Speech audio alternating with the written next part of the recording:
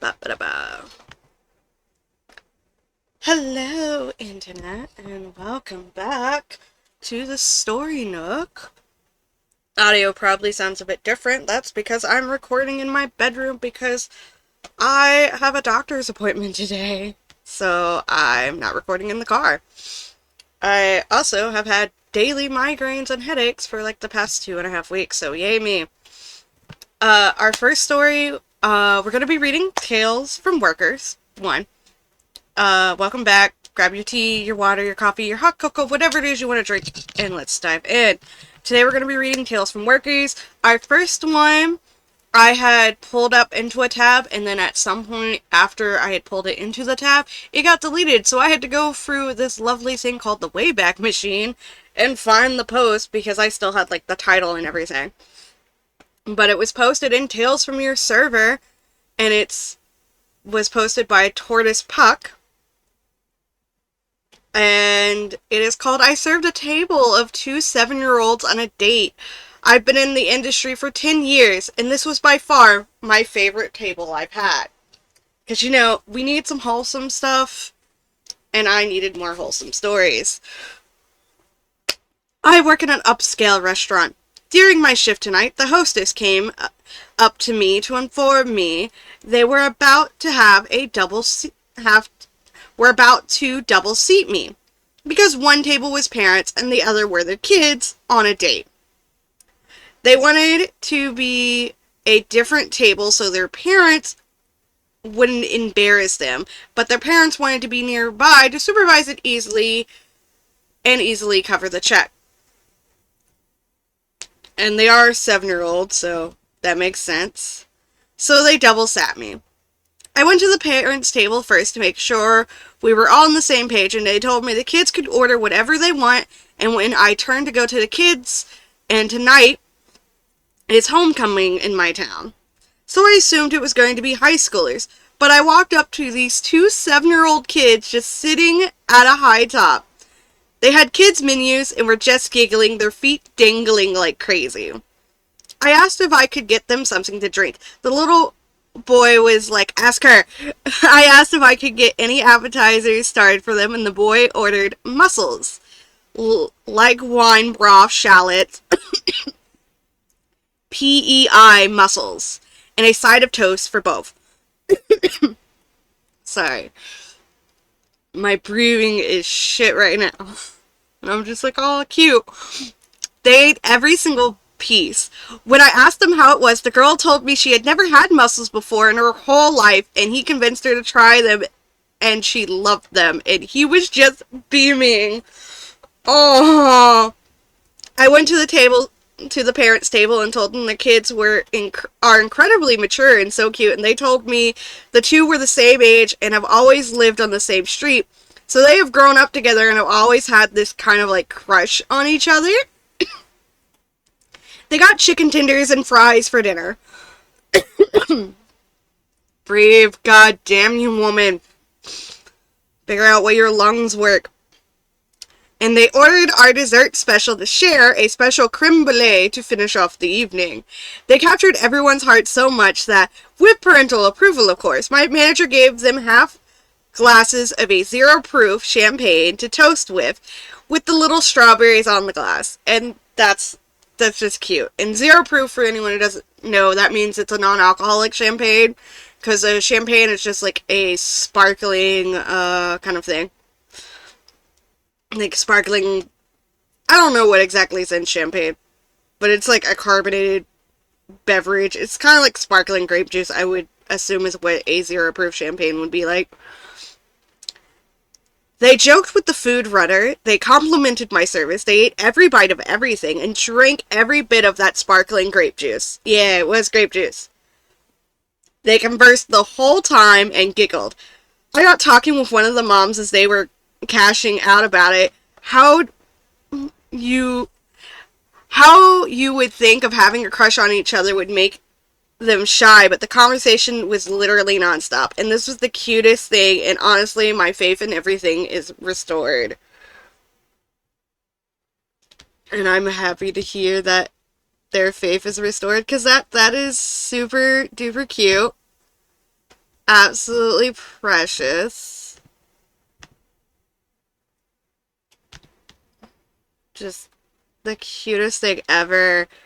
Like, who doesn't love some wholesomey stuff?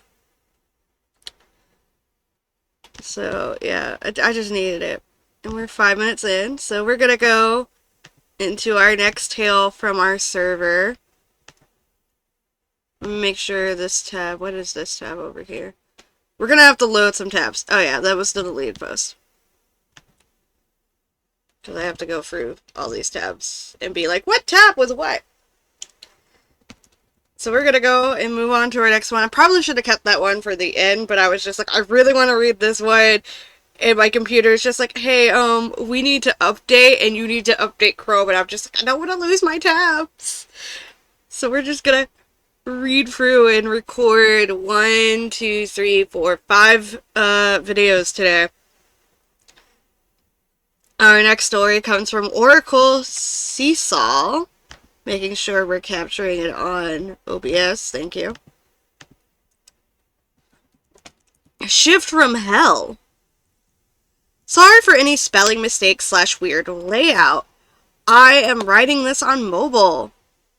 Halloween weekend is normal for call-outs, I guess. People party all night and decide to call out without trying to find cover or fuck us all over instead.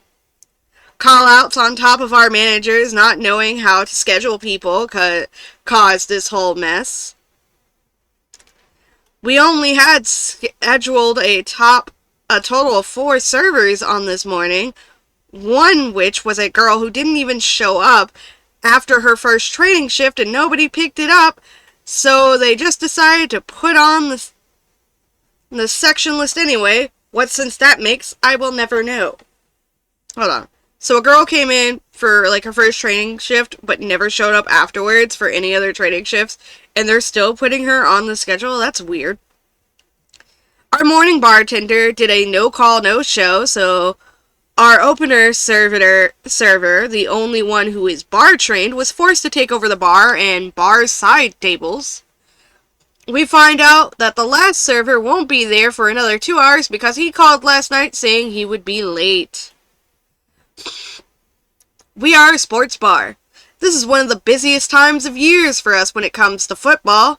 By the time I came in early at 11:10, I was scheduled at 12. People were already trickling in, but then the floodgates open not even 10 minutes later. I get sat back to back to back to back. It never seems to stop. Thankfully, we have QR codes in the center of the table so that people are able to put in their own orders. But I still have to greet them, help explain the QR code, and rush off to get the next table. Most people were actually really understanding. Others grumbled and refused, and I told them I would get to them when I can. 99% of those stubborn people ended up using the QR code that after they got fed up of waiting. Keep in mind, we have no food runners. We, the servers, are the food runners, so it's on us to run the food, obviously. That rule went out the window this morning, and the host, with some complaining, started running the food as well as one of my managers, who was also the expo. The worst thing about it is that our restaurant refused to do wait times. If there's an open table, you sit the party, so we couldn't even stagger out tables. It felt suffocating in a way. Every time I turned, I was being flagged down. More napkins, more refills. Unrelated, but why do teenage boys drink so fast? Where's my beer? I tried my best. I told myself that I would be able to cry when I got home with my cat. Put on a smile and tried to take care of everyone the best I could. Our last morning server came and took care of the new rush of tables as I was busy with the others, and we made it to 3 by our teeth. I made over decent money, but no amount of money in the world will make up for me to do that again. Right? It's just hellish. And maybe that's probably why, like, some people, like, Halloween weekend, like, they get drunk, they party, they're hungover, so yeah, it makes sense some are gonna be late. But also, you have to consider, like, some people, they might just no call, no show, or call out simply because they're just like, oh, this is gonna be a hell shift. But them calling out makes it a hell shift for the ones that don't, which is kind of shitty. But yeah. Our next story, it comes from Tales from the Pharmacy by user Angelita. People are awful. As someone who has worked at an arcade and a kiosk at a mall, I can guarantee you, yes, they are. I'm a pharmacist at a small community retail pharmacy in the middle of nowhere. It's vaccination season, which means on top of all the selling medicines over the counter, checking prescriptions, seeing people for things like rashes and wound care, answering the phones and emails, I also have to do COVID and flu vaccines. People are terrible. I had to run out of the room to grab a new needles bin for about 2 minutes, then run out again to get the right vaccine for someone with an egg allergy, and I got shouted at by someone waiting in the queue to stop messing around. Sorry, next time I'll just give them the normal vaccine and cross my fingers they don't get anaphylaxis. I've been screamed at by people who don't understand that the NHS doesn't pay for your vaccines if you're not clinically vulnerable. Telling me I texted them and now I'm turning them down. I'm just some guy. I don't work for the entire NHS and I can't control what text they send you. People shouting at me that their appointment was half an hour ago, so I should be ready to drop everything else and see them. You were 25 minutes late, so no. People lying about having an appointment at all just to get their vaccine there and then, and I can't really say no. It's just a lot, and there's a lot of ways I can lose concentration and do a lot of harm. People think pharmacy is all about grabbing meds off of a shelf, so I think they just lack any sympathy when it takes me an extra 10 minutes to make sure those meds won't kill you. So, as someone who luckily has never worked at a pharmacy or with any kind of like medical stuff, but I've had some medical stuff, so like I stated earlier, I have migraines. I've been having migraines every day for like the past couple of days, like 2 weeks or so. And I don't always go to the doctor. But when I go to the pharmacy, the pharmacist is who I see most often. And I also have to go and like pick up my dad's stuff. They have to make sure it correlates with your other medications. So like one of mine, they had to switch out a medication because it wasn't going to work with my other one. I also can't swallow pills. So I have to specifically get pills that are like dissolvable or can like break apart in the powder put in food. But, like, I've had them do that for me where, like, they'll look at the medication, like, the doctor prescribed, and then they'll look at my stuff when I go to pick it out once it's ready, and went, oh, this medication's not going to work for you because you're on these other two things, or you have these other conditions that are listed on your chart. Let me switch this out with a different one. And sometimes it's not even that, it's, money. So, like, my health insurance won't cover this prescription, like this brand of medication, but they'll cover like the generic non-name brand. Like that's what they're doing with like my dad. My dad is on insulin now.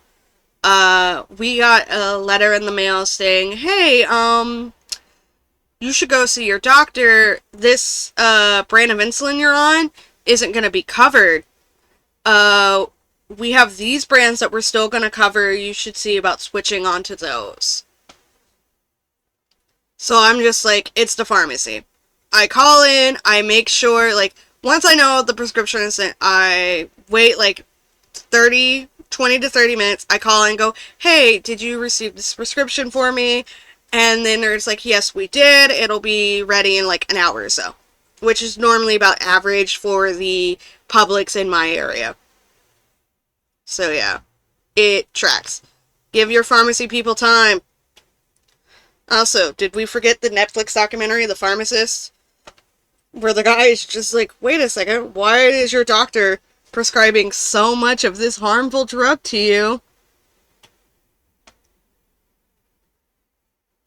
But yeah.